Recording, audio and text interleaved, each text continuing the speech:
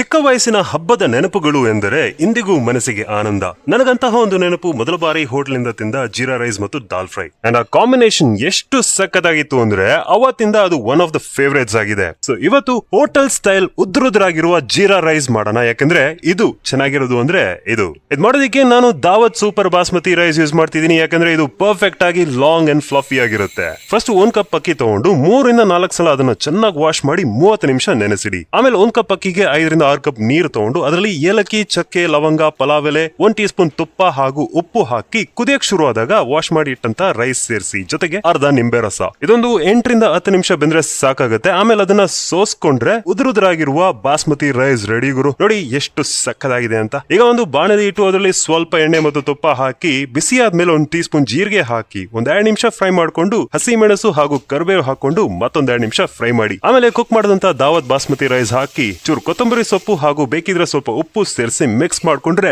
Ready ಗುರು. ನೋಡಿ, ನಾವು ಈ ರೀತಿ ಕುಕ್ ಮಾಡಿರೋದಕ್ಕೆ ಅನ್ನ ಮುರಿಯೋದಿಲ್ಲ ಅಂಡ್ ಉದುರುದುರಾಗಿರುತ್ತೆ. ಈ ಜೀರಾ ರೈಸ್ ಪರ್ಫೆಕ್ಟ್ ಆಗಿ ಬರಲು ಕಾರಣ ದಾವತ್. ಯಾಕೆಂದ್ರೆ ಸೂಪರ್ ಸ್ವಾದ ಕೇವಲ ದಾವತ್ ಇಂದ ಮಾತ್ರ.